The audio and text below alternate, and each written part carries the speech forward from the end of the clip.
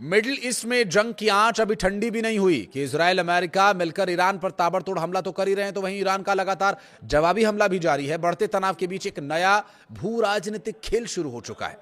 अब नजरें अफगानिस्तान पाकिस्तान सीमा पर टिकी हुई हैं। यहां गोलियों की आवाज के बीच अचानक शांति की भाषा सुनाई दे रही है।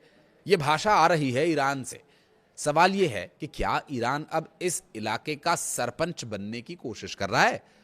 क्या यह सिर्फ मध्यस्थता है या एक सोची समझी रणनीति? और सबसे अहम, क्या पाकिस्तान और अफगानिस्तान ईरान की इस पहल को मानेंगे, इसे दबाव की राजनीति समझेंगे? ईरान के सुप्रीम लीडर मुज्तबा खामेनेई ने दोनों देशों को भाई बताते हुए लड़ाई रोकने की अपील की है।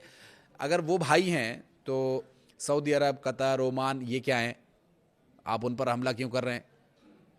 देखिए, तालिबान को चेतावनी लगभग दे दी गई है और ये बयान सिर्फ भावनात्मक नहीं बल्कि रणनीतिक संकेत भी देता है।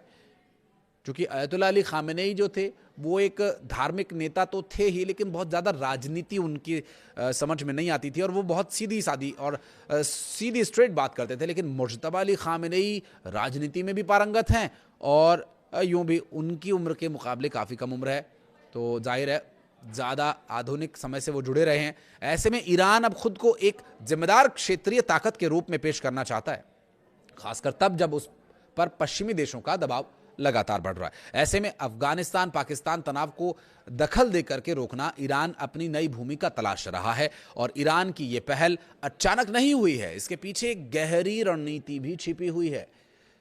अफगानिस्तान और पाकिस्तान के बीच बढ़ते तनाव ने पूरे क्षेत्र को अस्थिर बना दिया है। ईरान इस मौके को अपने प्रभाव को बढ़ाने के लिए तो इस्तेमाल कर ही रहा है और साथ ही ये देख रहा है कि हम तो लड़ रहे हैं, पाकिस्तान और अफगानिस्तान अगर शांत रहेगा तो एक तरफ से चिंता थोड़ी तो कम होगी, क्योंकि यहाँ पर वो खुद को शांति दूत की तरह दिखा रहा है जैसे डोनाल्ड ट्रंप।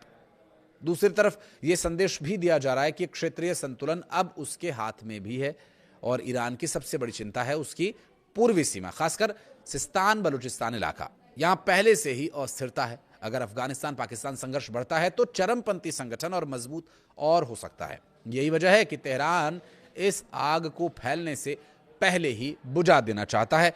ईरान का ये कदम उसकी अंतर्राष्ट्रीय छवि को सुधारने की कोशिश भी है और लंबे समय से उस पर पश्चिमी देशों के द्वारा लगाए गए प्रतिबंध, ऐसे में खुद को पेस मेकर के रूप में वो पेश करना चाहते हैं। ये एक बहुत बारीक कूटनीतिक चाल है जिसके लिए मुज्तबा अली खामेनेई पूरी तरह से प्रयास कर रहे हैं और इससे ये वैश्विक मंच पर अपनी स्वीकार्यता बढ़ाना भी चाहते हैं, क्योंकि दुनिया तो देख रही है ना ईरान की तरफ।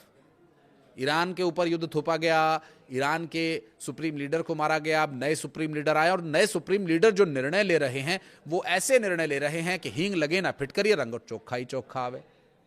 देखिए, संदेश बहुत स्पष्ट है। ईरान अपने पड़ोस में अराजकता बर्दाश्त नहीं करेगा। अफगानिस्तान में तालिबान और पाकिस्तान की सेना दोनों के लिए यह एक तरह की चेतावनी भी है। अगर हालात बिगड़े तो ईरान सीधा हस्तक्षेप करने के इरादे में है। यह बात मुज्तबा अली खामेनेई के बयान से तो जाहिर हो ही रही है।